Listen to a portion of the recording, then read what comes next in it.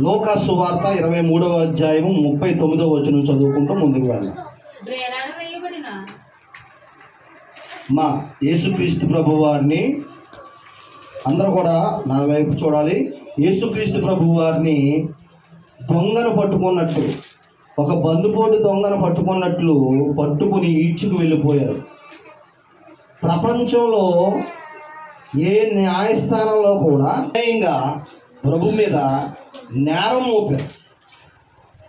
రాష్ట్రపతి కానీ, మరి అక్కడున్న న్యాయస్థాన వ్యవస్థలో ఉన్న అధికారులు కానీ అమ్మా ఏమన్నారు? యేసుక్రీస్తు ప్రభువుని మేము పరిశీలన చేశాం, ఆయన్ని పరిశోధించాం, వెతికాం ఆయన్ని, కానీ ఎక్కడా కూడా ఒక్క తప్పు కూడా యేసుప్రభు దగ్గర దొరకలేదు. కాబట్టి మరి ఏం చేద్దాం? ప్రభుకి మరణశిక్ష విధించేంత తప్పు ఏమీ చేయలేదు అని చెప్పినప్పుడు శ్రీలరా జనాలు ఏం చేశారు తెలుసా? అమ్మా జనాలు ఏం చేశారు తెలుసా? సిలువ వేయండి, సిలువ వేయండి అని బైబిల్లో రాయబడి ఉంది. మీకు అన్నీ నేను చదివించడానికి సమయం సరిపోదు కనుక వాక్యం ఎంతో నోటితో చెప్తూ ఉంటాను అన్నమాట. యేసు ప్రభుని సిలువ వేయండి. ఆ రోజున పండగ రోజున మరి ఒక నేరస్తుని విడుదల చేసే ఆ యూదులకి ఒక ఆచారం ఉంది. అప్పుడు ఇప్పుడు అక్కడ ఉన్న రాష్ట్రపతి కానీ అక్కడ ఉన్న అధికారులు అంటారు, మరి యేసుప్రభుని విడుదల చేద్దామంటే యేసుప్రభుని విడుదల చేయొద్దు, బందిపోటు దొంగను విడుదల చేయండి, బరబ్బానే విడుదల చేయండి. బందిపోటు దొంగను విడుదల చేయండి. మరి యేసుప్రభుని అంటే వద్దు, సిలువేయండి, మరణశిక్ష విధించండి. ఆయన అధికారి అంటున్నాడు, ఇతను సిలువేసిన తప్పు ఏం చేశాడు? ఇతన దగ్గర సిలువేసిన తప్పు ఏమీ లేదు, మరణశిక్షకు ఇతను పాత్రుడు కాదు అన్నా కానీ అందరూ ఓకుమ్మడగా ఏం చేశారంటే సిలువ వేయండి. జనమందరూ కూడా ఏమన్నారు? సిలువ వేయండి. అక్కడ రాయబడి ఉంది బైబిల్ గ్రంథంలో, కేకలు గెలిచినాయి అంట. కేకలో గెలిచిందంట, న్యాయం ఓడిపోయింది. మీకు అర్థమైందా? చాలామంది నోటితో దబాయించేస్తారు చూడండి. తప్పు చేసి కూడా ఏం చేస్తారు? నోటితో దబాయించేస్తారు, గదిమేస్తారు.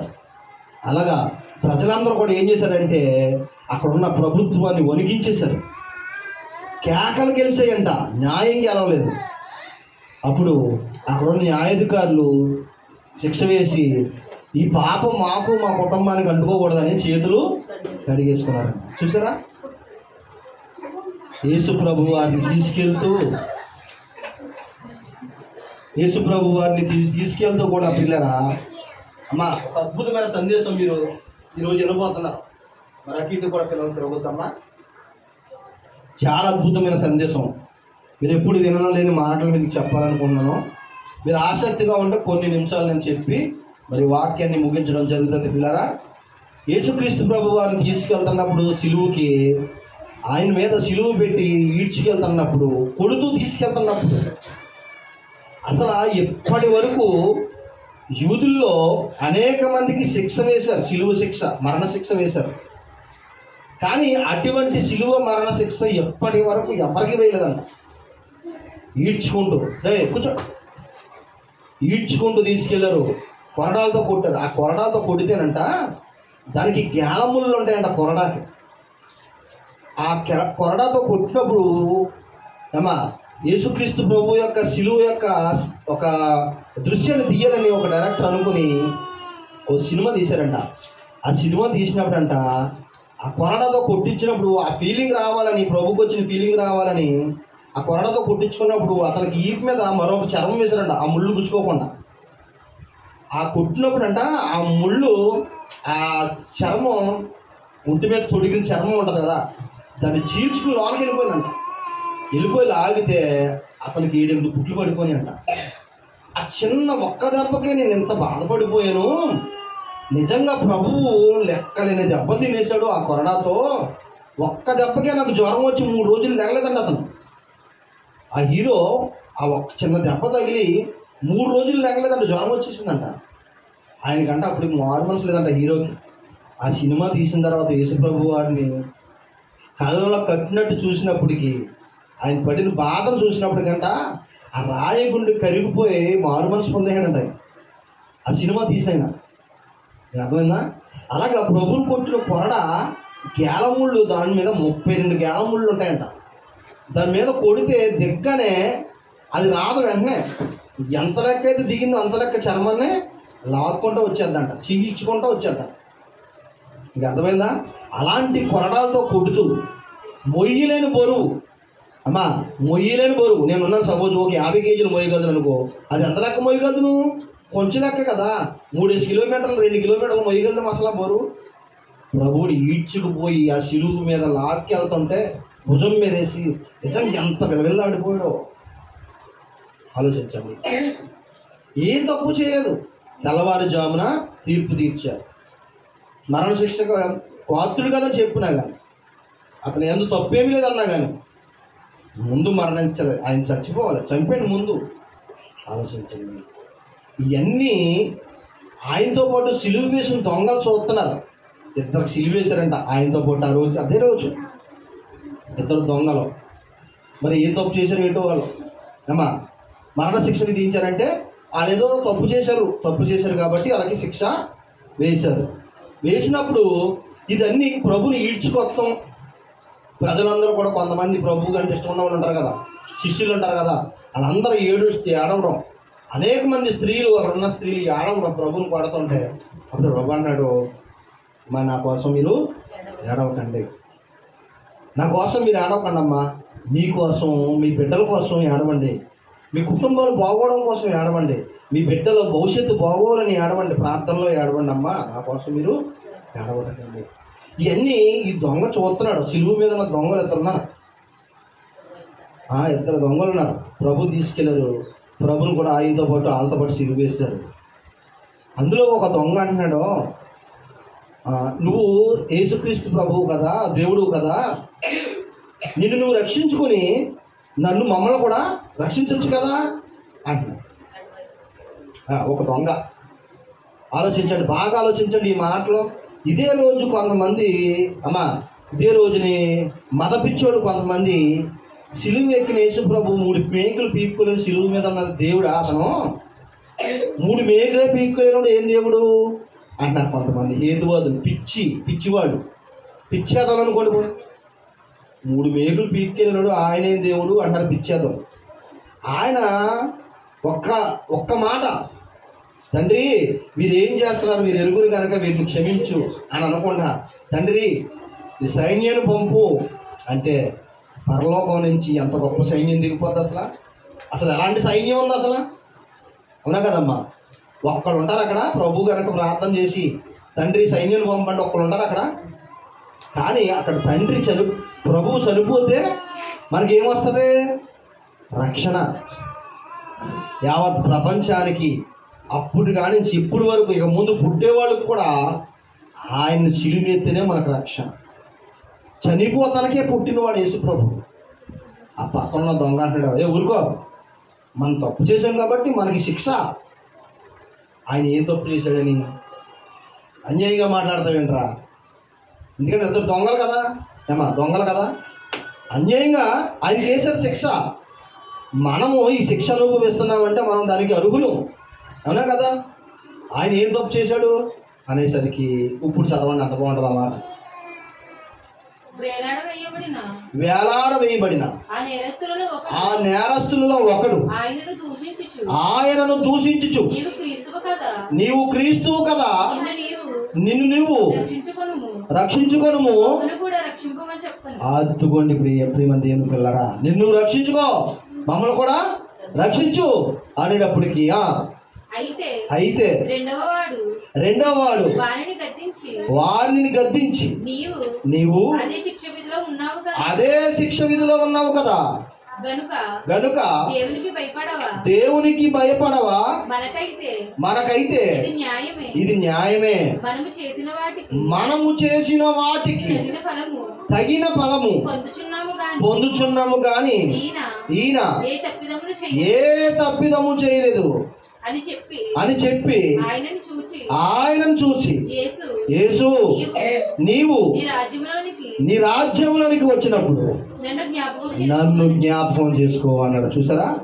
ఒక దొంగము ప్రభుని దూషిస్తూ అవిశ్వాసిగా మాట్లాడాడు. బాగా అర్థం చేసుకోండి. అమ్మా బాగా అర్థం చేసుకోండి. సంఘంలోకి వస్తున్న వాళ్ళందరికీ విశ్వాసం ఉంటుందా పరీక్షించుకోండి. మీకు వదిలేస్తున్నాను నేను. అందరు విశ్వాసులేనా? సన్నిధిలోకి వస్తున్న ఒక 100 మంది ఉన్నారు అనుకోండి, 100 మంది విశ్వాసులే? అందరు వాక్యం చేస్తున్నారా? అందరూ వాక్యం హృదయంలో పెట్టేసుకుంటారా? బాగా అర్థం చేసుకోండి. ఈరోజు పాఠానికి మీకు దగ్గర సంబంధం ఉంది. ఏంటంటే ఒక దొంగ ప్రభుని దూషిస్తూ మాట్లాడుతున్నాడు, మరొక దొంగ ప్రభుని అర్థం చేసుకుని అంటున్నాడు, అమ్మా నాయనా ఈయన రాజు. ఏ రాజు? అమ్మా యావత్ ప్రపంచానికి రాజు. ఈయన మరలా 2వ సారి వస్తాడు. ఎవరికి తెలిసి ఈ మాట? మీకు తెలుసా ఈ మాట? ప్రభు 2వ సారి వస్తాడో మీకు తెలుసా? వీళ్ళు ఎంతమందికి తెలుసు? యేసు ప్రభు 2వ రాకడలో వస్తాడని ఎక్కడ రాస్తుందో మీరు చెప్పగలరా? చెప్పండి అమ్మా. నేను మిమ్మల్ని అడుగుతున్నాను, తెలాసమ్మ గారు బాగా ఆలోచించండి. యేసు ప్రభు వారు 2వ రాకడలో వస్తాడని లేఖనంలో రాయబడి ఉందా? లేఖనాల్లో రాయబడి ఉంటే ఎక్కడ రాస్తుంది? ఆలోచించండి. ఈరోజు 30 సంవత్సరాల నుంచి 20 సంవత్సరాల నుంచి మేము దేవుని సన్నిధిలోకి వెళ్తున్నాం, సంఘాల్లోకి వెళ్తున్నాం. మేము విశ్వాసం అనేవారు నిజంగా వాక్యాన్ని చదివి వాక్యాన్ని నిజంగా మనసులో పెట్టుకుని ఉంటే ఈ మాట వాళ్ళకి అర్థం అవ్వాలి. ఏమని? యేసుక్రీస్తు ప్రభువు సిలువ వేయబడతాడని, 2వ రాకడలో మరలా వస్తాడని. అవునా కదా? అందరికీ తెలిసిపోయి ఉండాలి. అలా ఎవరికి తెలుస్తుంది? మొదటగా బయట ఉన్న వాళ్ళకి తెలుస్తుందా? దేవుని మందిరంలోకి వచ్చేవాళ్ళకి తెలుస్తుందా? అంతే కదమ్మా. దేవుని మందిరంలోకి వచ్చేవాళ్ళకి తెలుస్తుంది. బాగా లేఖనాల్లో అనుభవం ఉన్నవాడికి తెలుస్తుంది. మళ్ళీ యేసు ప్రభు వారి గురించి కీర్తన గ్రంథంలో, యెషయా గ్రంథంలో, ఏవేల గ్రంథంలో, యెహెజ్కేలు గ్రంథంలో, నిర్గమ గ్రంథంలో ఎంతోమంది ప్రవక్తలు ప్రవచించారు ప్రభు గురించి. మోషే కానించి జకర్యా వరకు కూడా యేసు ప్రభు వారి గురించి, శిలువ మరణం గురించి, 2వ రాకడలో వస్తాడని అనేక మంది ప్రవక్తలు ప్రవచించారు. ఈ ప్రవక్తలు ప్రవచించిన గ్రంథాలు చదివిన వారికే అర్థమవుతాయి. అవునా కదా? చదవని వారికి తెలితే అమ్మా బాగా ఆలోచించాలి. నేను ఎక్కడ తీసుకెళ్తానంటే మిమ్మల్ని మోటేకి వచ్చి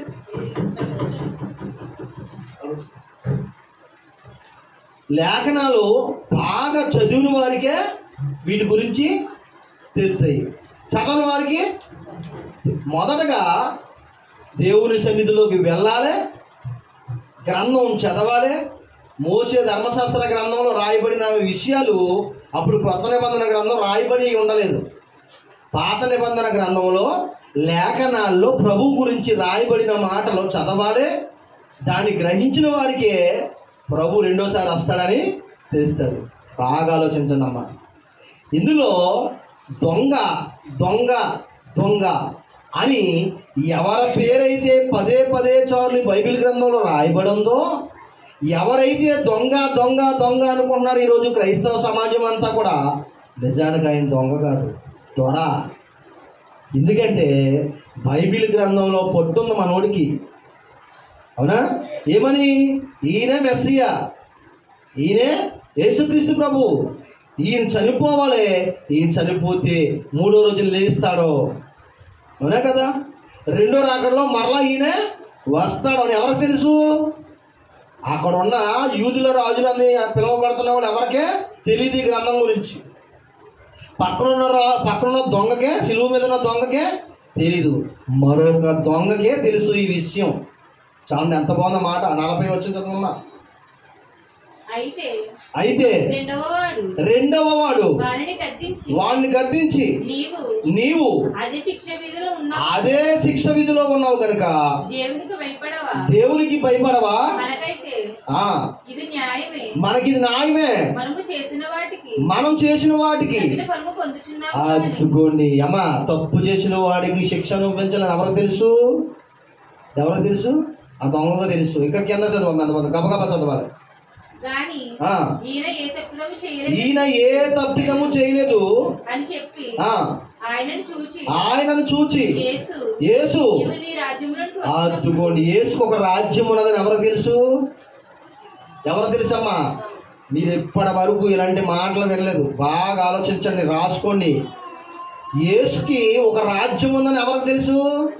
ఇప్పుడు వరకు మనోళ్ళకే తెలియదు. 30 సంవత్సరాల నుంచి మేము మరి చర్చిలోకి వస్తున్నామని చాలామందికి యేసు రాజ్యము అంటే ఏటో ఇప్పటికీ తేలదు. యేసుక్రీస్తు ప్రభు యొక్క రాజ్యం ఒకటి ఉందని, ఆ రాజ్యం మరలా 2వ రాకడలో వస్తాడని ఎవరికి తెలియదమ్మా? చాలామంది క్రైస్తవ బిడ్డలకే తెలుసు. తెలుసా తెలీదా? తెలీదు. ఇదిగో ఈ దొంగకి తెలిసిందా తెలదా? మన వాళ్ళందరూ ఏమనుకున్నాము? ఈయన దొంగ దొంగ దొంగ, ఆయన దొంగ ద్వారా. మీకు అర్థమైందా? నేను ఎందుకు చెప్తున్నానంటే అతను బైబిల్ గ్రంథం తెలుసు. నా అంచనా కరెక్ట్ అయితే ప్రియరా, ఆయనకు వాక్యం తెలుసు, ప్రభు 2వ రాకడలో వస్తాడని తెలుసు. ఇప్పుడు నా పక్కన ఉన్న ఆయన ఈయన యేసుక్రీస్తు ప్రభు అని, ఆయనే దేవుడని కూడా ఆయనకు తెలుసు. అందుకే అక్కడ చూడండి, ఆ మాట అంత బాగుందన్నమాట. చదవమ్మా. ఆయనను చూచి 42వ వచనం. ఆయనను చూచి యేసు నీ నీ రాజ్యములోనికి వచ్చినప్పుడు నన్ను జ్ఞాపకం చేసుకోమని. చాలమ్మా. ఎప్పుడు రాజ్యం ఎప్పుడు వస్తుంది చెప్పాలమ్మా? రాజ్యం ఎప్పుడు వస్తుంది? 2వ రాకడలో ప్రభు రాజ్యము రాకడ వచ్చిన తర్వాత ప్రభు 2వ రాకడలో రాజ్యాన్ని తీసుకెళ్తారు. అవునా కదా? ఆయన 2వ రాకడలో వస్తాడు. ఎవరికి తెలిసింది? దొంగకి తెలుసు. నేను దొంగ ద్వారా ఇప్పుడు చెప్పండి. లేఖనాలు తెలుసా తెలీదా? చాలామంది అంటారు, ఇందులో మీకు అనేకమైన ప్రశ్నలు వస్తాయి. బాప్తిసం తీసుకోకుండా పరలోక రాజ్యం వెళ్ళరు కదండి అంటారు మనోడు. అవునా కదా? ఆయన బాప్తిసం తీసుకున్నాడో లేదు నీకు ఎలా తెలుసు? అవునా కదా? ఆయన మెస్సయ్య అని తెలుసు, 2వ రాకడలో ఆయన వస్తాడని తెలుసు, ఆయన రాజు అని తెలుసు. అన్ని తెలిసిన ఆయనకి బాప్తిసం తీసుకోకుండా ఉంటాడా? బాగా ఆలోచించాను. ఎవరు గొడవ ఉంది? నా గొడవ నేను చెప్తానమ్మా. మా పెళ్ళికి నాకు బాప్తిసం ఇచ్చేశారు పాస్టర్ గారు. నాకు మారు మనసు లేదు, నేను మారలేదు. అప్పటికి రౌడీజం మానలేదు, పాపాలు మానలేదు. ఎప్పుడు మారాను నేను బాప్తిసం తీసుకున్నాకంటే? ఇంచుమించు 10-15 సంవత్సరాల తర్వాత నేను మారు మనసు పొందాను. ఫస్ట్ బాప్తిసము తీసుకున్నాను. ఇప్పుడు బాగా అర్థం చేసుకోండి. బాప్తిసం తీసుకున్నాక ఒక 5-6 సంవత్సరాలకు జైలుకు కూడా వెళ్ళాను నేను. బాగా అర్థం చేసుకోండి. 2-3 కేసుల మీద జైలుకి కూడా వెళ్ళాను. జైలు కూడా తిరిగాను. ఇప్పుడు మంచోళ్ళ చెట్టున్నా దొంగలు జైలు వేసారంటే మంచోళ్ళు వేస్తారా అమ్మా? అలా కొన్ని సందర్భంలో చెయ్యన్నారు కూడా జైల్లో వేస్తారు. అవునా కదా? కొన్నిసార్లు చేసి నీటికి వేస్తారు, కొన్నిసార్లు చేయి నీటికి వేస్తారు. అవునా కదా? ఏదేమైతేనే జైలుకి వెళ్ళాను. అప్పటికే నేను బాప్తిసము తీసుకోను. ఇప్పుడు దీన్ని బట్టి లెక్కండి, దొంగ బాప్తిసం తీసుకొని ఉంటాడా? తీసుకోలేదా? బాగా ఆలోచించండి. అవునా కదా? ఇక్కడ బైబిల్ గ్రంథంలో రాయబడింది ఏంటంటే, మొట్టమొదట ఆయనకి లేఖనాల గురించి తెలుసు దొంగకే. రెండోదిగా ఆయనకి విశ్వాసం ఉంది. ఏమని? ఈయనే దేవుడు, ఈయనే రాజు, ఈయనతో పాటు ఈయన చనిపోయి మరలా లేస్తాడో. కాబట్టి ఈయన నమ్ముకున్నవాళ్ళు ఎవరైతే యేసుక్రీస్తునందు విశ్వాసం ఉంచుతారో, ఎవరైతే యేసుక్రీస్తునందు నమ్మకం ఉంచుతారో, ఎవరైతే యేసుక్రీస్తునందు బాప్తిసం తీసుకుంటారో వారు మరలా 2వ రాకడలో భూమిని చీల్చుకుని వస్తారన్న సంగతి ఎవరికి తెలుసు? దొంగకు తెలుసు. అర్థం చూస్తారా? కానీ చాలామంది ఏమనుకుంటారంటే, బాప్తిసం తీసుకోకుండా మరి పరదేశాలకు వెళ్ళిపోతాడు అంటే. ప్రభు చూడండి ఏమన్నాడు చూడండి, చదవమ్మా. 43వ వచనం. అందుకు ఆయన వానితో నేడు నీవు నాతో కూడా పరదేశులో ఉందువు. ఏం ఆఫర్ అండి అసలు! అలాంటి ఆఫర్ చూడండి అసలు. అవునా కదమ్మా? కొన్ని కోట్లు ఇచ్చినా కానీ అలాంటి ఆఫర్ అసలు దొరకదు. ఎందుకంటే జీవానికి అధిపతి పక్కన ఉన్నాడు. జీవాధిపతి దృష్టిలో పడ్డాడు. ఎవరో ఎవరైతే దొంగ దొంగ దొంగ అంటున్నారో ఆ దొంగ జీవాధిపతిని మెప్పును పొందాడు. జీవాధిపతి దృష్టిలో పడ్డాడు. లోకాలను కలిగించిన మహనీయుడి దృష్టిలో పడ్డాడు. ఆయన్ని మెప్పించాడు. యేసుక్రీస్తు ప్రభునోటి అన్నాడు, నేడే నీవు నాతో పరదేశులో ఉండు. అబ్బబ్బ, ఎంత మాట అండి అసలు! ఎంత గొప్ప మాట అమ్మది. అవునా కదా? ఆలోచించండి పిల్లరా. రెండోదిగా మనం మాట్లాడుకునేది ఏంటంటే, అప్పటికి బాప్తిసం గురించి యూదుల్లోనే సరిగ్గా వెళ్ళలేదు విషయం. మీకు మాట చెప్పనా? దొంగ బాప్తిసం తీసుకున్నాడా బాప్తిసం తీసుకోలేదా అన్న సంగతి పక్కన పెడితే, యేసుక్రీస్తు ప్రభు వారు శిలువ మీద మరణించినప్పటికీ అక్కడున్న యూదులకే ఇంకా బాప్తిసం గురించి తెలియదు. అప్పుడున్న యూదులకే, ఆ యెరూషలేము ప్రాంతంలో వాళ్ళకే చాలామందికి దేని గురించి తెలియదు, బాప్తిసం గురించి తెలియదు. బాప్తిసం అప్పటికి ఇంకా ఆజ్ఞగా అవ్వలేదన్న సంగతే ఎవరికి తెలియదు. బాగా ఆలోచించండి. మొట్టమొదటగా యేసుక్రీస్తు ప్రభునందు విశ్వాసము ఉంచాడు. ఆయన రాజు రెండో రాకడలో వస్తాడనైనా నమ్మాడు. మరి ఎక్కడికి వెళ్ళారు ఇప్పుడు? అపోస్తుల కార్యం 2వ అధ్యాయం ఎంతవాడు చూడండి, 31 వచ్చినప్పుడు వెళ్ళారా త్వరగా.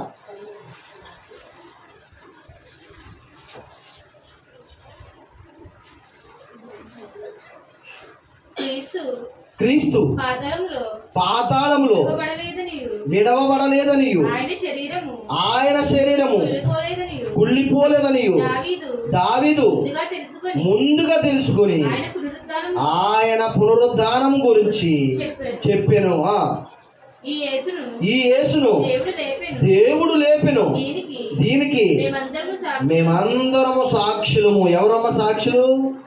యేసుక్రీస్తు ప్రభువు. చాలా మంది ఏమంటారంటే సిలువ వేయబడలేదని, యేసుక్రీస్తు ప్రభువు మరణించలేదని. అసలు మీకు అర్థమైందా?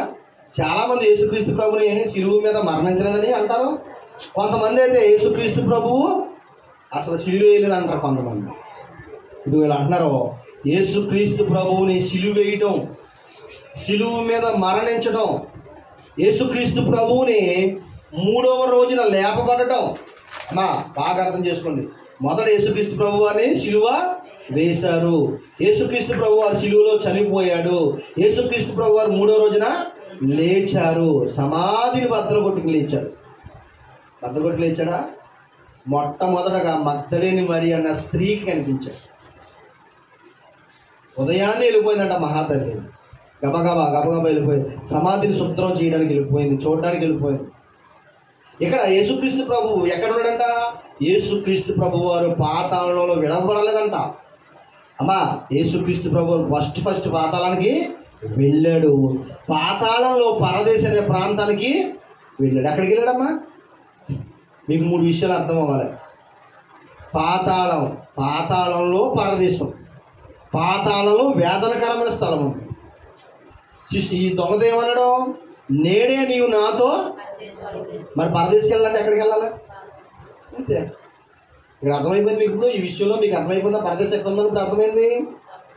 ఇదిగో ప్రభు అన్నాడు దొంగతో, నేడే నీవు నాతో పరదేశిలో ఉందువు. ఆ రోజు సిలువ వేశాడు ప్రభు, ఆ రోజు చనిపోయాడు. నువ్వు ఇక్కడ ప్రత్యక్షం అవుతుంది చూడండి వాక్యంలో. చదువు ఎంతమంది అన్నమాట. క్రీస్తు పాతాళంలో విడవబడలేదనియు ఆయన శరీరము కుళ్ళిపోలేదనియు దావీదు ముందుగా తెలుసుకొని ఆయన పునరుద్ధానమును గురించి చెప్పెను. ఈ యేసును దేవుడు లేపెను. దీనికి అదిగోండి సాక్ష్యాలు ఉన్నాయా లేదా? ఉన్నాయమ్మా. అదిగో సాక్ష్యం మన యేసు ప్రభు వారు పునరుద్ధానం రోజున లేచాడని సాక్ష్యం. యోహాను సువార్త 20వ అధ్యాయం 1వ వచనం 16వ వచనం. ఎంత బాగుంది చూడండి, ఎంత బాగుంది మాట. 2 పేపర్లు తిరిగేస్తే ఆదివారం రోజున 20వ అధ్యాయం 1వ వచనం. ఆదివారమున ఇంకా చీకటిగా ఉన్నప్పుడు మగ్దలేని మరియు పెందలగాడే సమాధి వద్దకు వచ్చిందంటమ్మా. ఎక్కడికి వచ్చిందంట? సమాధి వద్దకు. ఎవరావిడి? మగ్దలేని మరియా. ఎక్కడికి వచ్చింది? సమాధి వద్దకు వచ్చింది. సమాధి దగ్గర చూసింది ప్రభువుని. 16వ వచనం. యేసు ఆమెను చూచి మరియాని పిలిచెను. ఆమె ఆయన వైపు తిరిగి ఆయనను హెబ్రీ భాషలో రబ్బాని పిలిచెను, రబ్బు అని పిలిచెను. ఆ మాటకు బోధకుడా అని అర్థము. యేసు ఆమెతో నేను ఇంకను తండ్రి యొద్దకు ఎక్కిపోలేదు గనక అమ్మా నన్ను ముట్టుకొనవద్దు. యేసు ప్రభు వారు ఎలా ఉన్నారమ్మా? మహిమ శరీరంతో ఉన్నాడు. చనిపోయాడు, 3వ రోజు లేచాడు. అమ్మా సమాధిలో నుంచి వచ్చాడు బయటికి. ఫస్ట్ ఎవరు కనిపించాడు? కూర్చోమని చెప్పండి. ఎవరు కనిపించాడు? సాక్ష్యం ఉందా? చూపించగలరు ఎవరన్నా అడిగితే మీరు?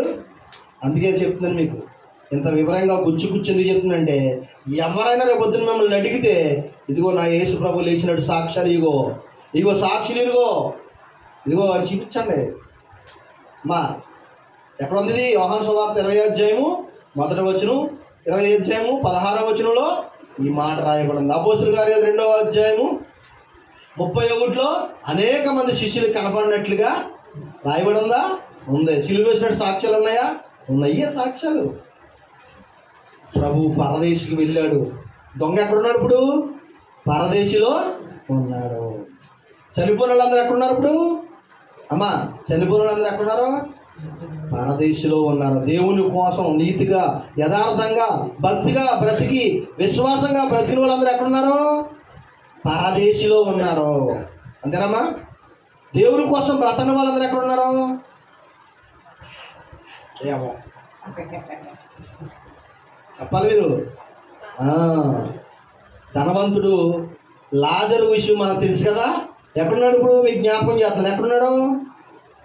అబ్రహామా, నీ పక్కన లాజరుకి ఏలు ముంచి నాలుగు మీద కొంచెం నీరు చొప్పమనవయ్యా. ఎక్కడ? నాలుగుకి తడపమనవయ్యా. ధనవంతుడు ఎక్కడున్నాడు? వేదనకరమైన స్థలంలో ఉన్నాడు. అబ్రహాం ఎక్కడున్నాడు? పరదేశంలో ఉన్నాడు. లాజరు ఎక్కడున్నాడు? పరదేశంలో ఉన్నాడు. ఈరోజు చనిపోయిన దొంగ, మనం చెప్తున్న ఏ దొంగ అయితే అనుకుంటున్నామో మారు మనసు పొందిన దొంగ ఎక్కడున్నాడు? పరదేశంలో ఉన్నాడు. దేవుని కోసం బ్రతికిన వారందరూ కూడా ఎవరైతే మారు మనసు పొందుతారో, ఎవరైతే బాప్తిసం తీసుకుంటారో, ఎవరైతే దేవుని కోసం నీతిగా, యథార్థంగా, భక్తిగా బ్రతుకుతారో వాళ్ళందరూ పరదేశంలో ఉంటారు. దేవుని కోసం బ్రతకని వాళ్ళందరూ ఎక్కడ ఉంటారు? పాతాళ లోకంలో ఉంటారు కదా. అమ్మ, నేను ఎక్కువ టైం చెప్పను. మీరు వచ్చి కరెక్ట్గా అరగంట అవ్వలేదు. బాగా ఆలోచించండి. అరగంటలో వాక్యాన్ని ఫినిష్ చేస్తున్నాను నేను. అవునా? చాలామంది లాస్ట్ పాటకు వచ్చారు, కొంతమంది ముందు పాటకు వచ్చారు, కొంతమంది లాస్ట్ పాటకు వచ్చారు. ఎక్కువ టైం నేను వాక్యం చెప్పను, బాగా వినాలి. మీరు విన్నసేపు కొంతసేపు అయినా సరే ఆసక్తిగా వినాలమ్మా. అయితే యేసుక్రీస్తు ప్రభు కోసం విశ్వాసంగా బ్రతికిన వారు, శిలువ మీద ఉన్న దొంగ వెంటనే మారు మనసు పొంది పరదేశికి వెళ్ళిపోయాడు. దేవుని కోసం బ్రతకని వారు, బాప్తిసం తీసుకొని వారు, మారు మనసు లేని వారు వేదనకరమైన స్థలంలో అగ్ని జ్వాలల్లో మండుచున్నారు. యేసు ప్రభు గారు చెప్పారు కదా. దశలోని రాసిన మొదటి పత్రిక 4వ అధ్యాయము 16వ వచనం చూసి ముగించుకుందాం పిల్లరా. 4వ అధ్యాయము 16వ వచనం.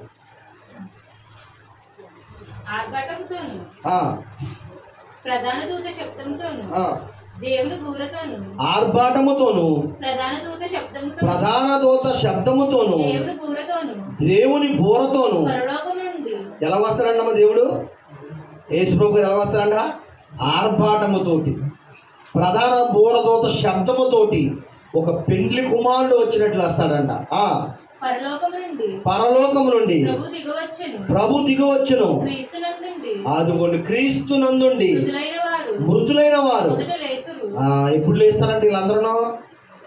చాలా రోజులు చాలా మంది ఏం చేస్తారంటే ఈ రోజుని సమాధిని శుభ్రంగా కలిగేస్తారు. అమ్మా, బతుకున్నప్పుడు చాలా మందికి తల్లి కూడెట్టడం, తండ్రి కూడెట్టడం అనే కదా. బతుకున్నప్పుడు బాగోలేనప్పుడు తల్లిదండ్రులు, బతుకున్నప్పుడు తల్లిదండ్రులకు కూడెట్టరు. కానీ ఇవాళ చాలామంది పాప వెళ్ళిపోయి సమాధిని శుభ్రంగా పేడతో అలిగేస్తారు. అగరత్తులు 10 రూపాయలకు వచ్చేస్తున్నాయి కదా. 10 రూపాయలు అగరత్తులు తీసుకొచ్చి, 10 రూపాయలు కొవ్వొత్తులు తీసుకొచ్చి వెలిగించేసి చుట్టూరు ముగ్గేసి ఓ 10 రూపాయలు మరమరాలు, 10 రూపాయలు బూంది, 10 రూపాయలు అట్టుకోళ్ళు పంచిపెట్టేస్తారు. అని అడిగామనుకో, ఇవాళ ప్రభులు లేచాడు కదా, ప్రభులు లేచిన రోజు కదా, మా వాళ్ళు లేచిపోతారు అంటారు. ఎప్పుడు లెగుతారు అమ్మా? ఎప్పుడు లెగుతారు? చచ్చిపోయిన వాళ్ళందరూ ఎప్పుడు లేస్తారు? ఇదిగో చూడండి, ప్రభునందు నిద్రించిన వారు ఎప్పుడు లేస్తారంట? చదువమ్మా. క్రీస్తునందుండి మృతులైన వారు మొదట లేస్తారు. ఎప్పుడమ్మా? ఎప్పుడు? ప్రభు వచ్చినప్పుడు. ప్రభునందు మృతునందున మృతులు మొదట లేస్తారు. మంచోళ్ళు లేస్తారు, చెడ్డోళ్ళు లేస్తారు. దేవుని కోసం బ్రతికిన వాళ్ళు లేస్తారు, దేవుని కోసం బ్రతకని వారు కూడా లేస్తారు. దేవుని యొక్క అత్యున్నతమైన సింహాసనం ముందు అందరూ నిలబడాలి తీర్పులో. నిలబడిన తర్వాత దేవుని కోసం బ్రతికిన వారందరినీ ప్రభువు తీసుకుపోతారు. చదవమ్మా. ఆ మీదట సజీవులమై నిలిచి ఉండు మనము వారితో కూడా ఏకముగా దేవుని ఎదుర్కొనుటకు ఆకాశ మండలం మీద మేఘముల మీద కొనిపోబడును. పిల్లలు ఆలోచించండి. దేవుని కోసం నీతిగా యథార్థంగా భక్తిగా బ్రతికితే ఎక్కడికి వెళ్తామంట? ఎక్కడికి వెళ్తామమ్మా? పరదేశికి వెళ్తాం. దేవుని కోసం బ్రతకపోతే, మారు మనసు లేకపోతే భయంకరమైన అగ్ని జ్వాలల్లోకి, పాతాళ లోకంలోకి వెళ్ళిపోతారు. పిల్లరా ఆలోచించండి. శిలువు మీద ఉన్న దొంగ శిలువు మీద ఉన్న దొంగ పరదేశికి వెళ్ళడం దేవుడికి న్యాయమేనా? న్యాయమే. ఎందుకంటే మారు మనసు పొందాడు. మంచి మనస్సాక్షి కలిగిన వ్యక్తి ఆయన. యేసుక్రీస్తు ప్రభు రెండో రాకడలో వస్తాడని ఆయనకి తెలుసు. లేఖనాల గురించి తెలుసు. ఆలోచించండి పిల్లరా. యేసుక్రీస్తునందు ఎవరైతే విశ్వాసం కలిగి ఉంటారో, ఎవరైతే మారు మనసు కలిగి ఉంటారో వారు ప్రభు రాకడికి లేపపడతారో, సమాధులు బద్దలు కొట్టుకుని ప్రభుతో పాటు పరలోకానికి వెళ్ళిపోతారు. ఈ చిన్న వాక్యం దేవుడు దీవించును గాక. ఆమేన్.